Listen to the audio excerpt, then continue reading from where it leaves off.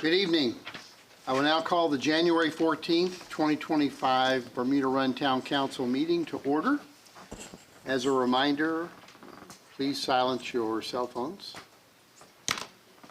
I do want to recognize we have a quorum. Mr. Ernst has another commitment, but we do in fact have a quorum tonight. We will begin. Stand if you can for Pledge of Allegiance.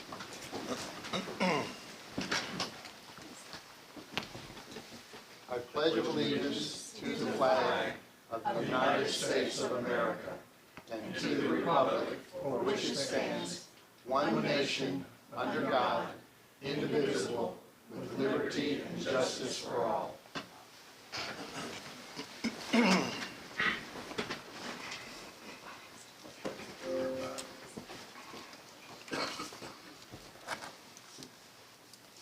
It is the intent of the Town Council to make solemn the proceedings of this meeting and the business brought before the governing board, to offer the opportunity for a reflective moment of silence. Please join me in a moment of silence.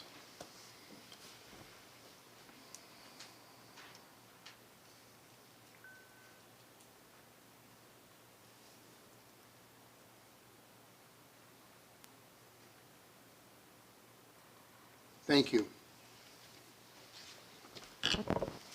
Agenda item number 4, Town of Bermuda Run, Code of Ethics Statement. Mr. Williams. Thank you, Mr. Mayor. Good evening, Council.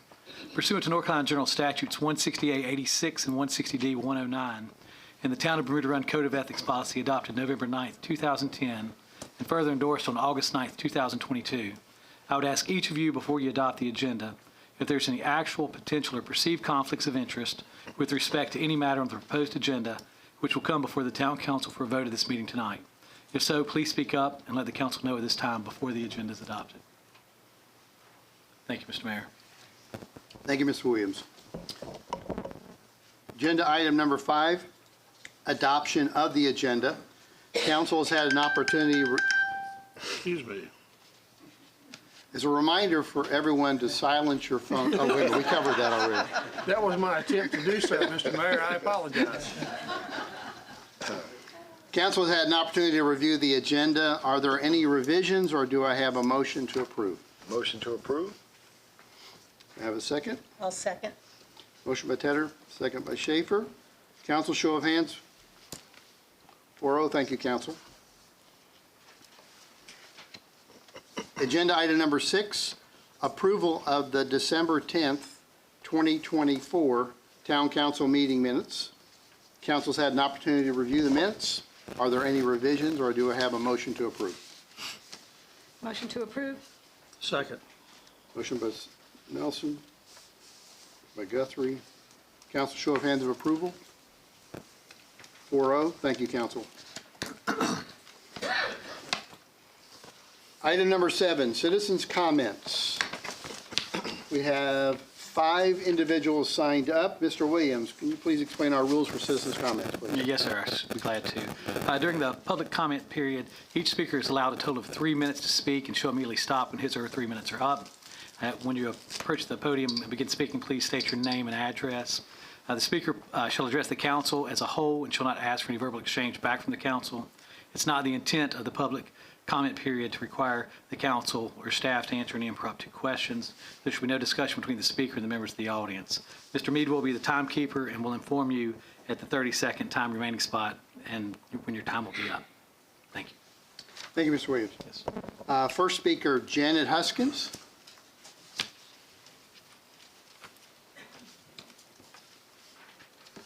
Good evening, Mayor, Councilman. I'm Janet Huskins. I live at 118 Sycamore Park Lane, Bermuda Run West. And I am the Vice President of the HOA there and also on the Gate Committee, which represents East and West Bermuda Run. So the Gate Committee has been meeting since this past May, over 6 months, discussing problems and how to improve our gate operations, just to make sure that we get the service that each homeowner is paying for. After much discussions, most of the members of the committee felt that it was just as simple as holding the the employees responsible for what they are supposed to do.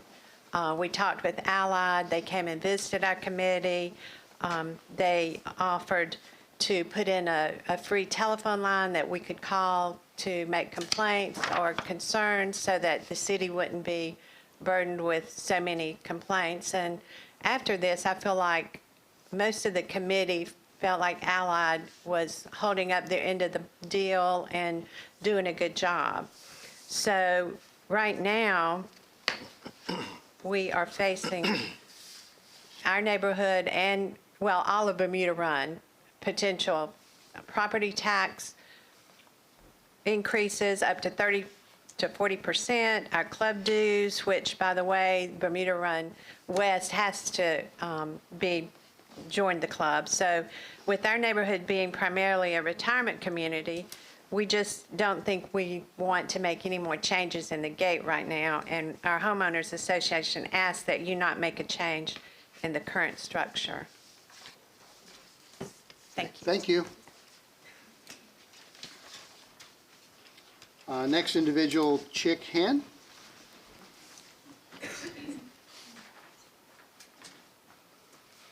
Good evening, Mayor and Town Council. My name is Chick Hen, 228 Sycamore Ridge Drive, Bermuda Run West. On behalf of the Bermuda Run West HOA and our 152 homeowners, we sincerely believe that the town should continue managing gate operations with Allied Universal. We are quite pleased with the overall process. I think Allied is doing a much better job since our involvement with the gate committee. Our residents seem to be happy, and we enjoy the manned gated operation, and I think basically the town has, over the last 20 years, done an exceptional job of managing that operation. We would absolutely like it to continue. Thank you. Thank you, sir.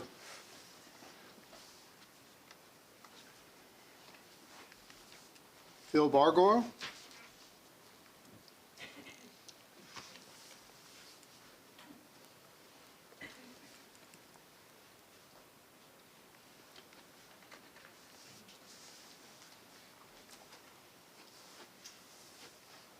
Yes, I'm Phil Bargle at 210 Sycamore Ridge Drive and been in the community going on 21 years now. Let me just remind the members, I don't know the town manager. I've not met you before. The mayor, I've not met you before. Anybody new on the job has a certain amount of credibility that they need to gain by doing what the peers around them think they need to do. Okay? One of the things that we in the community of West, we don't want you doing anything with our gate. The perception is it's not broken, let's don't try to fix it. I would hope that you would agree with that. And so work on your credibility and take care of our gate, or otherwise don't mess with our gate. Thank you very much. Thank you, sir.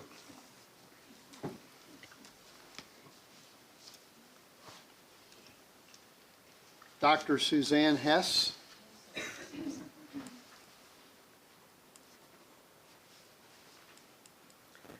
Good evening, and thank you all for being here tonight.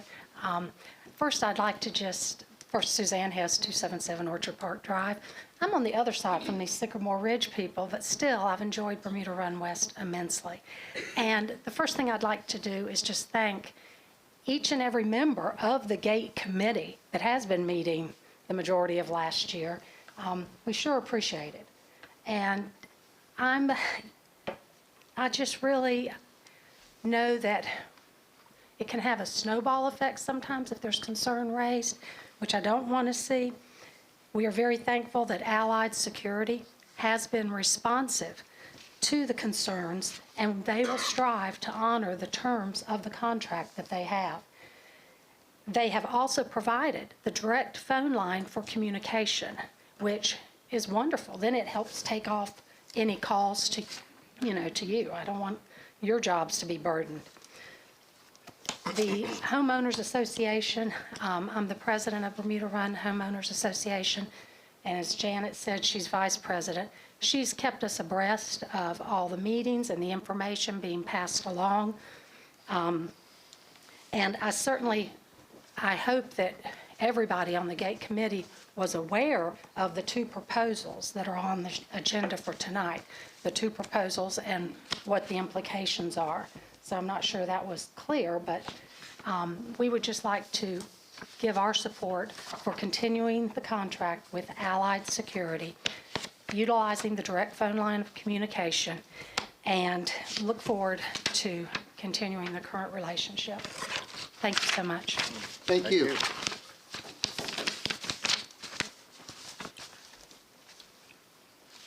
John Nelms?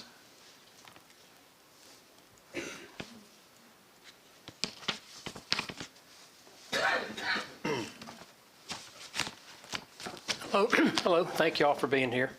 I'm at John Nelms at 222 Orchard Park, and I'm the past president of West HOA. In the last couple of years, I've had the pleasure of attending the, whatever you want to call it, the President's Council of all the HOA presidents, where the Gate has come under a lot of questions and a lot of different things, and I've only heard one person there that ever wanted to get rid of the Gate, and they were, I want to say roundly booed is not a good word for it, but nobody there ever agreed with them, and we like the Gate just the way it is. We appreciate the Gate Committee. Thanks. Thank you.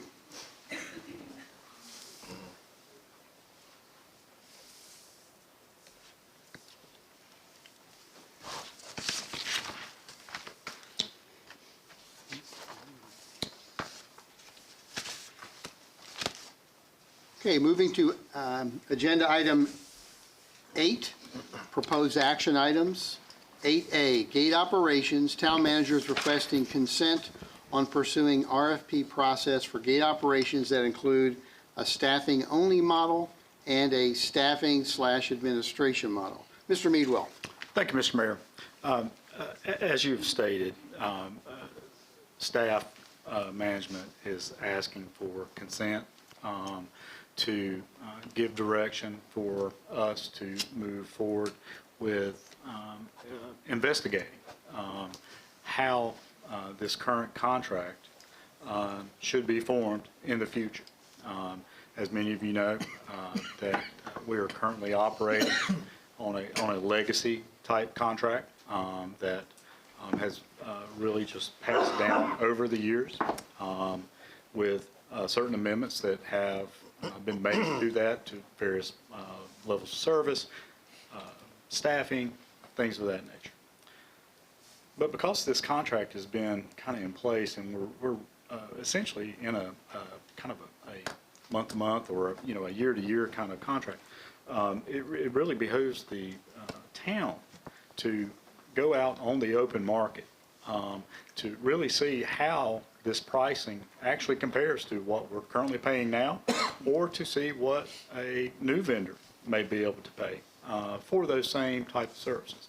So, an RFP is a request for proposals. It's not a contract. So whatever the council decides on a proposal, you would have to still approve that. Moving forward, it would have to be part of the budget process. So, but there's a couple of things that we have to do because of continuing to go on this incremental type increases each year in terms of the services that the current vendor provides. It starts to get awry of some statutory requirements that we have to follow. We just can't continue to just add on, because at some point in time it gets out of the original scope. So with that, there's actually two options, as you know, we do this on a regular basis, regardless if it's trash recycle pickup, it's landscaping, it's paving contractors. We always go out for RFP to get qualified proposals from vendors. This isn't something that you can just have an informal kind of process because of the dollar amounts that we're talking about. There are certain levels that we have to follow. So with this, I'm asking for consent from council to have in the RFP two different models. One being the staffing-only model, which is currently how we operate today. And the other is kind of the, I want to say kind of an all-inclusive kind of model, which includes both staffing and that administration, which, you know, the administration part would be, you know, not only the manning of the guardhouses, but, you know, issuing the stickers, taking calls if there are issues, helping manage the access software, the maintenance, the landscaping, all of those things that would be included in that. Those things that, you know, the town is part of now. So with that, as I said, I'm asking for direction or consent to have that. It's a little odd to have both included in that. It's additional work for staff to do that, right? But, you know, I think that there may be contractors out there, vendors out there that may be able and would want to do both parts of the staffing as well as the administration of that. By all means, you know, we would welcome Allied to participate in this. I don't know why we wouldn't do that. I think that it's pretty clear to them. My understanding is that, you know, they would want to do this. So I'm not just asking for consent from council to move forward with this process, so we actually know where we stand with our current rates and what we could be having on the open market that way. So let me, thank you for that. I've had the honor and privilege to work with, pardon me, a dozen or so folks, with my partner in crime to my right here, being a part of that gate operations task group. We started this effort clear back in May, and it's been very enlightening to hear the feedback and get representation from all parts of those gated communities. We have representation from West, representation from multiple HOAs on the east side, as well as even those who are not represented by an HOA also participating in this.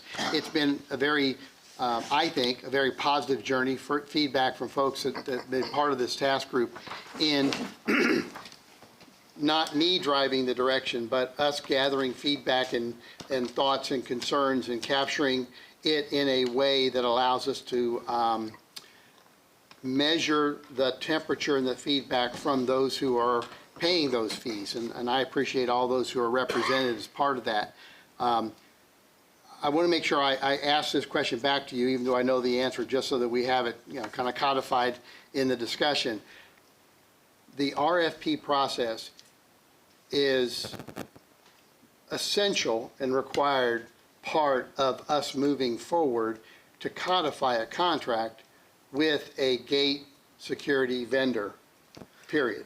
That's correct. I mean, it actually provides that legal, contractual clarity that we have to have as a local government for any type of service that we provide, regardless, landscaping, you know, leaf pickup, paving, street maintenance. We have to have those kind of processes to move forward, just because of the dollar amounts that we're talking about for the service.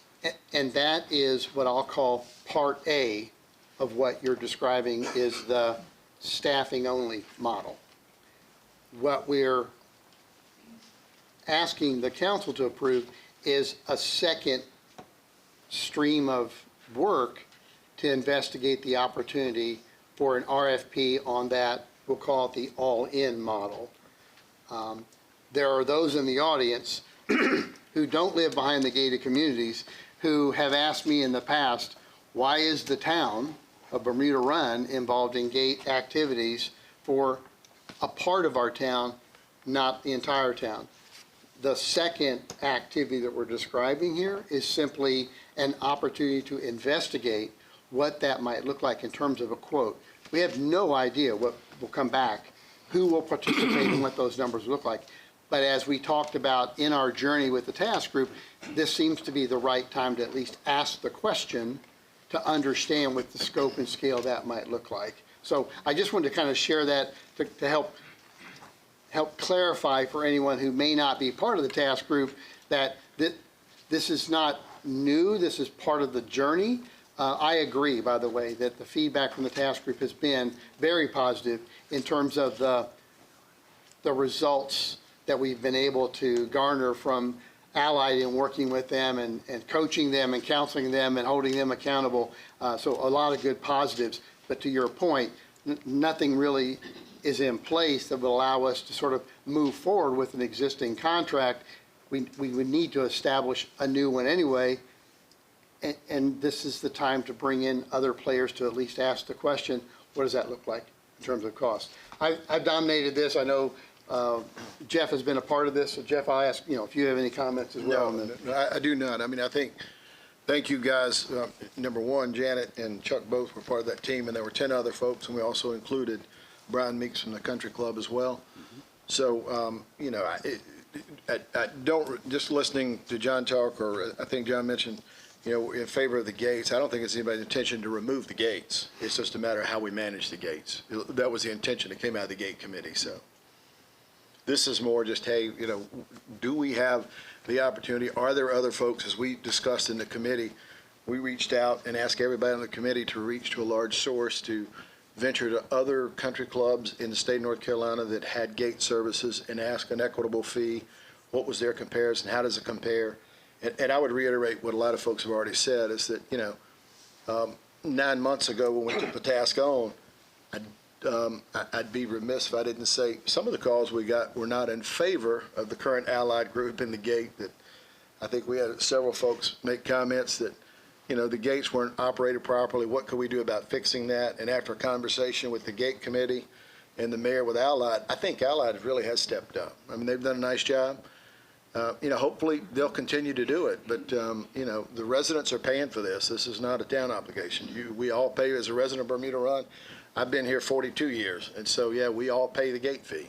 And so, I think we owe it to ourselves to find out what's out there and what's not, and if Allied is the right choice, then so be it. Allied will, we'll all have a discussion about it and make a nomination. So. Thank you. Andrew, from my information, what exactly is our current status with Allied? You mentioned month to month, but you also mentioned year to year. What is our contractual arrangement with Allied as we sit here today? When I say year to year, we approve an amount with them. So we budgeted each year for that, but literally it's a month to month kind of contract. We receive a monthly bill from them for their services there. So they're not obligated beyond 30 days. They could, Is that correct? they could pull out of this just as easy as we could pull out of the contract too. Well, and to follow that, you mentioned that Allied would obviously be invited to submit a proposal as would any other qualified vendor. Is that correct? That is correct. How long, do you have any sense about how long such a process would take? If we move forward tonight and say, okay, let's put the RFP out there and let's see what we got. We looking a year, 6 months? What do you think? We're probably looking anywhere from 3 to 5 months to get, best case scenario, 3 months or so, 5 months on, just depending on how a negotiation would go in terms of, those finer details on services and things like that. And, in which model council may choose, right? Anytime there's a transition over to, a new vendor, there's always some changeover. It takes a little bit longer time to do that, but we fully anticipate that this could be done in between 3 and 5 months. So we would definitely want this included, this amount as part of your budget process. And that was really what, when we began clear back in May, we put sort of that mental stake in the ground, recognizing that, pardon me, if we're going to accomplish a change and we're going to make this transition to whoever, whatever the contract model is, it was very clear we need to have all that codified before June 30, because that's our budget year. So whatever that new model looks like, you'd have to have it established before then. So you, as we had in those material handouts that I presented for each meeting, we laid out sort of a high-level roadmap that said, look, we need to have this started by this date in order to accomplish the decision on a vendor by this date, to have the contract finalized in order to know what those costs are, et cetera. So it was all about project management and backing up from those dates to make sure we knew this had to be done around this time frame. And I think the materials I sent out said this is when we would be doing that in order to set forth a decision on whoever the vendor is, to have all that completed in a contract, et cetera, in time for the budget to be finalized and going into the next budget year. Yeah, one thing I'd like to make sure we understand too is that I don't want to diminish the work that we're doing, because the committee uncovered a lot of things that people probably don't realize. If you're working 8 hours a day and you're in a facility all day, you kind of like that facility to be respected and nice. And, you know, I will give the mayor credit. The mayor spent 2 hours in both gates. And if you hadn't done it, you ought to go. I mean, the condition of the buildings are not the best. The seating arrangements are not the best. And, you know, one of the things the committee came up with is we owe it to the employees of Allied to make sure that we have a nice work environment. If they're going to sit there 8 hours a day and take calls and talk to all the residents, then we owe it to them to have a nice place to work too. So there are a lot of other things that came out of just, it's more than just a gate fee. It's also a job to several people. There's, you know, people each gate. The committee looked at things like, we have 3 gates. You know, can we shut down one gate for an 8-hour period and save money? So we didn't go down that path, but I would tell you there's a lot of things that were discussed in those committee meetings, and thanks to everybody who did that. So, you know, it's a sizable task to take on the gates. So, and thank you for what you guys did. So. Any other questions or comments? Nope. I'll open it up for further discussion or a motion. I make a motion to approve. Motion by Mr. Tedder. Do we have a second? I'll second. Moving forward with the RFP. Show of hands, approval. Council unanimous, 4-0. Thank you, Council. Item 8B, FPIC response letter to the North Carolina Department of State Treasurer. Meadwell. Thank you, Mr. Mayor. Included in your agendas, there are 2 letters that are responses to indicators that were identified by our auditor in the sewer fund. We were required to submit those to the State Treasurer's Office within 60 days after that. So included in your package are those 2 letters. Worked with Tony Brewer, our auditor, on the language that we needed to send for that. So once council approves those, we'll get your signatures and get those to the State Treasurer's Office. Any questions for Mr. Meadwell? No? Entertain a motion? I'll move. Schaefer? Second. Second with Mr. Guthrie. Council, show of hands. 4-0. Thank you, Council.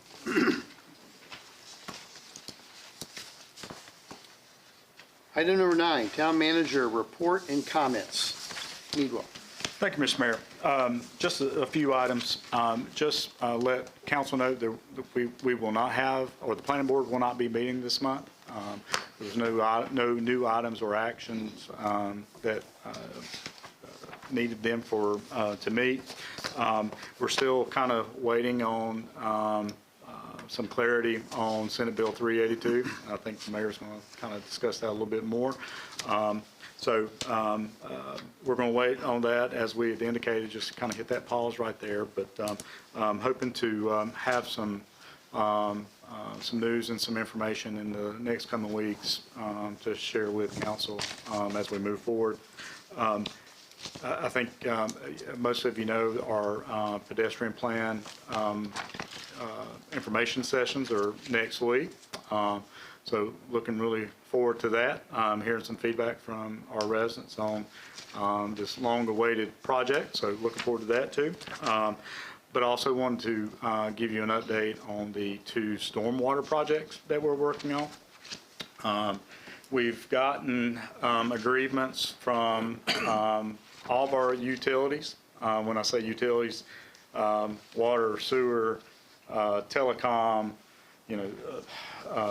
fiber, Piedmont Natural Gas, Duke Energy. All these people are in the ground in these locations where these stormwater projects are occurring. So we've got sign off on that. There's some temporary construction easements that have to be obtained on one of the properties. So the acquisition group will be going out and obtaining that from the property owner. So with that, we're hoping to put this out to bid in the next probably couple of months with anticipated construction start sometime late spring, early summer. All these utility contractors have to get in and do their work before our contractor can get in and do our work, the town's work. So a little bit of a process, but hopefully that will get kicked off late this spring, early summer to do that. So leaf pickup, I think we're finishing up at Kennerton this week. We were in east and west last week. I do know there's a few spots, some folks have brought some more leaves out. I'll work with the contractor to go out and make an assessment of that and try to address those needs. But with the past winter weather, inclement weather that we had, I know that kind of got us behind a day or so there. But contractors willing to continue to assist us to meet that need there. So that's all I have, Mr. Mayor. Thank you. Just a quick question, Mayor, for Andrew. Any glitches with the snow issues as far as snow removal, that kind of thing? No, not really. I would say as of today, we're probably 95% clear on all of our streets. There's a few areas that just shaded areas that, I mean, if you go across this entire county, I think we're far better off. I think when we put close to 3,000 gallons of brine out, which, is almost like a ton of salt in that mixture. I think Stacy told me that it was over 500 some odd pounds of actual granular kind of salt. So I know he was out yesterday doing some fine scraping with his tractor yesterday. So we'll continue to watch these areas, the trouble areas. But I think with the temperatures we had yesterday and temperatures we had today, it may take a rain to kind of finally wash off everything that we got. But for the most part, really no issues. I was out on Saturday and on Sunday traveling the roads. They were passable. They're even on Saturday and Sunday. So, but no real major issues there. None that I'm aware of. Good, thank you. Thank you. So first of all, let me thank those of you who attended tonight and certainly those who took the time to stand and speak. Again, I am greatly appreciative of the task group and the feedback and the participation. I think this is the process and how it's supposed to work. I call it the representation of those who have a vested interest. And so thank you again for everyone who participates in that, but also came tonight to speak.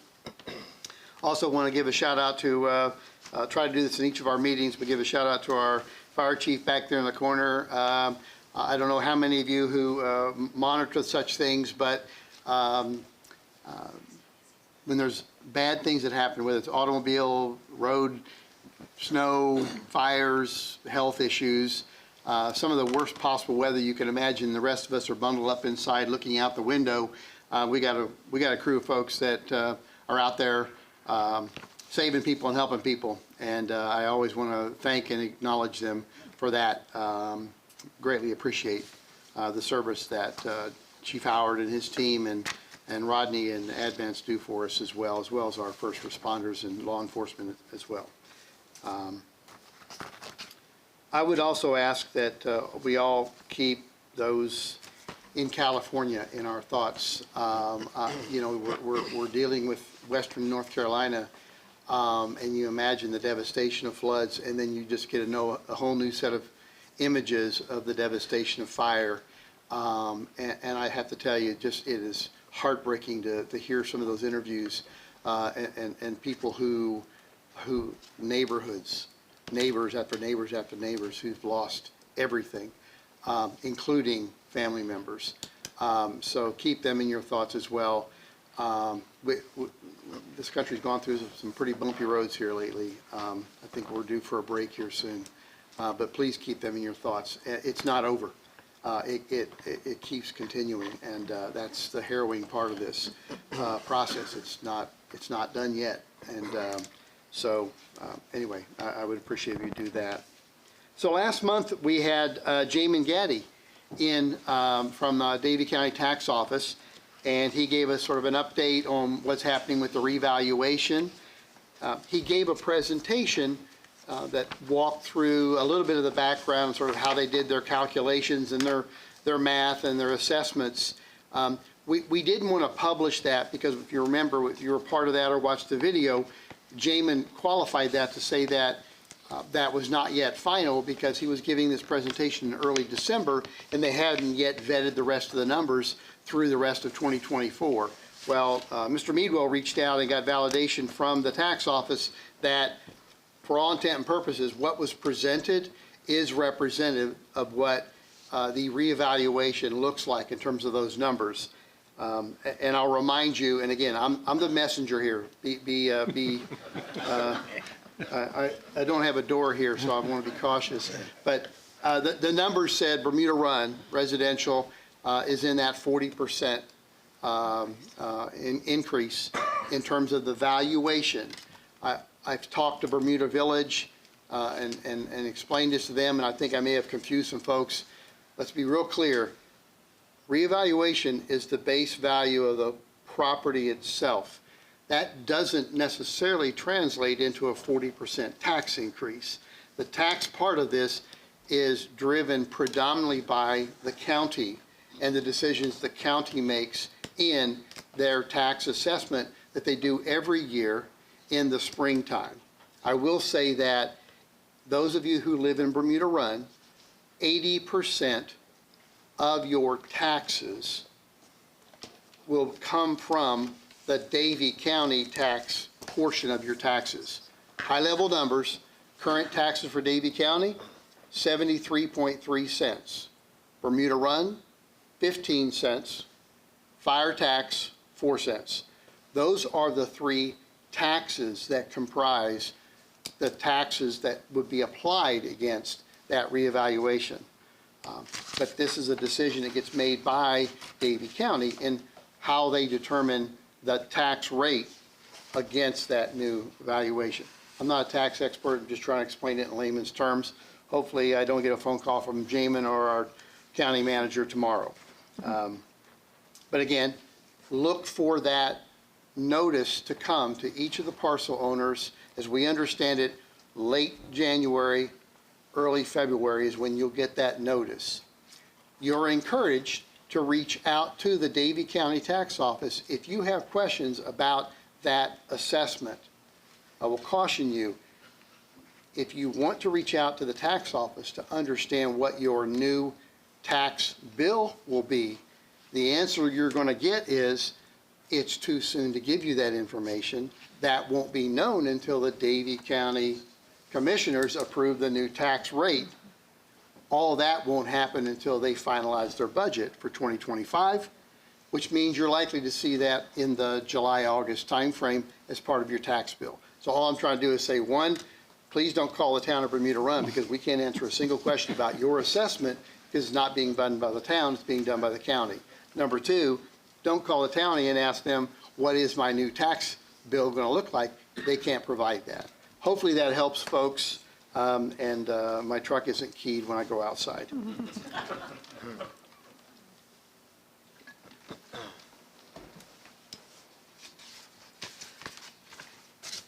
Senate Bill 382. I commented on this in my mayor's message in the beginning of January. This council and prior councils went through the process, as well as our planning board, to capture community input as part of our comprehensive plan. That work was done and codified in 2022.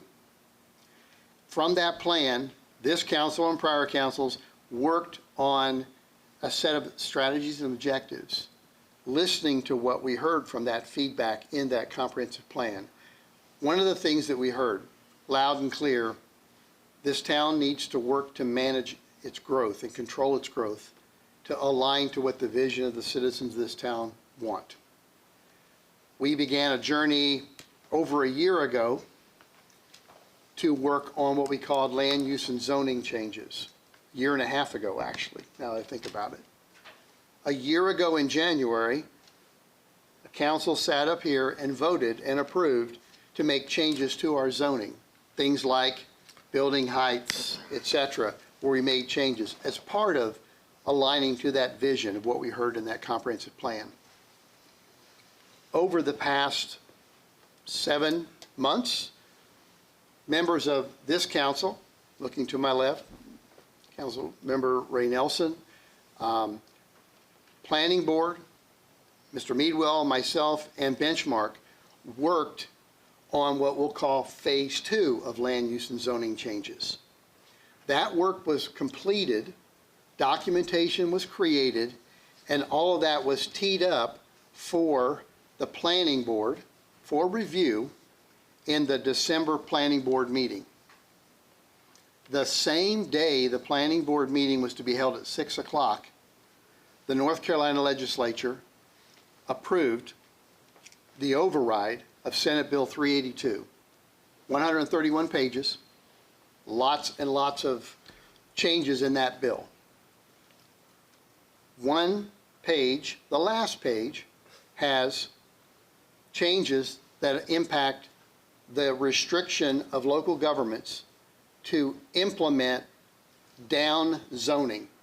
I won't go through the effort of trying to explain all that here, not necessarily the expert anyway, but the simple way to think of it is an example of down zoning would be if you have a zoning district that today, and I'm looking at my attorney friend to make sure I don't say something wrong, throw the flag if you need to on the play.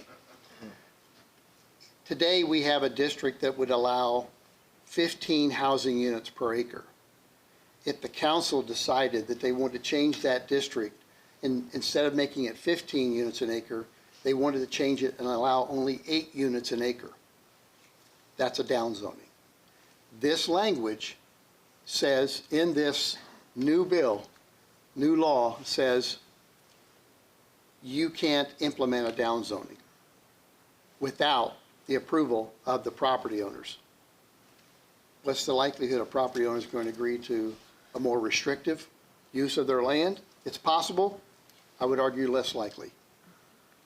Not only did that bill make that change, it also said any change in down zoning that you've done in the last 180 days is also null and void. So hours before this leadership team was about to move forward with these changes, the bill was codified, made into law. So what we've done with council through Andrew and others, we are hitting the pause button because there are 100 county and several hundred municipalities that are affected by this law.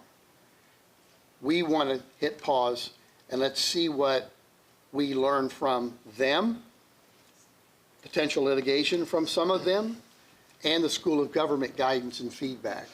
So I share all that long-winded story to just explain that we were on a journey to meet a commitment that we made, and we got stopped really on the 1 yard line. We're going to continue this journey. I don't know where it's going to take us yet. We have a lot of work to do to understand what others are doing. hopeful that we've got guidance from our experts that will help guide us down how we can still make some of these changes happen. But this was a very abrupt stop to the work we were doing. So I think I'll take a drink and leave it there. Water. On the theme of good news, as I continue, yesterday, Community Officer Mike Foster notified Andrew and me that he will be departing. Those of you who may not know, we typically have a 3-year, the Sheriff's Department typically tries to assign an individual for 3 years. Officer Foster's position wraps up in that 3-year window in the March timeframe. Tonight's not the night to go through and explain and recognize all the wonderful things that Officer Mike Foster has done for this town. What I have asked Andrew to do is to allow us in our February council meeting to invite Officer Foster back, and to take the opportunity to thank and recognize him for his service to this community. I'm hitting everyone with that quite cold tonight. It would not be the right night to do that. Mr. Meadwell and I will be meeting with Sheriff Hartman to work on, I'll say replacement, but let's be clear, a replacement will be difficult for an Officer Foster. That's a very unique role in having a community officer, and we want to make sure we do our level best to help influence what that decision is and who ultimately comes in to replace Officer Foster. I will say that without sharing his part of the story, Officer Foster shared with us he is pursuing a career opportunity. And any of you who've worked in corporate America and have had good people work for you who have chosen to take another position somewhere else, my first instinct, and Andrew can confirm this, was to say, I wish you absolute best of luck in your next position. We will absolutely miss you, but we want the best for you. So I ask all of you to join me in coming back here in our February meeting and giving an opportunity to absolutely acknowledge an outstanding member of the Davie County Sheriff's Office, and stay tuned as we share more information on that. As a reminder, next month we have Cameron Webb, Davie County Fire Marshal, presenting, talking about emergency management and his role within the town in terms of supporting the town and the county more broadly. I want to thank town staff and Stacy Kornatzer for the great work on the snow cleanup. Those are things that you can get wrong pretty easily, much like leaf pickup, actually. Did a great job. I talked with Stacy. He and I chatted for a bit. He had a strategy. The brine going down, waiting until the sun came out to start the melting, to do his best not to leave lots of areas that were scraped that would then turn into sheets of ice that night. So very thoughtful. I appreciate his work, and thank you, Andrew, for helping coordinate all that. I also will just say thank you to Andrew and Blakely Landscaping for what I consider to be a very solid, positive leaf pickup season. Andrew, I do believe we have a degree in the leafology that you were seeking when you last spoke of this. But no, seriously, it's easy to get these things wrong. We do our level best, and I think Blakely did a fantastic job in their work. I'm out of time, out of breath. Let me turn it over to council if there's any closing comments by council. I'd just like to add, Mayor, to reiterate one more time on the gate committee. I don't think our work is over yet, but I appreciate the folks who participated. I think there's a little bit of work left to do, but a lot of folks went through, put in a lot of blood, sweat, and tears, and we do appreciate your efforts. And 2 of them are here tonight, so thank you, guys. Any other comments? All right, do we have a motion to adjourn? Motion to adjourn. Mr. Tedder, do we have a second? Second. Mr. Guthrie, show of hands. Unanimous. Council, we adjourn. Thank you, everyone.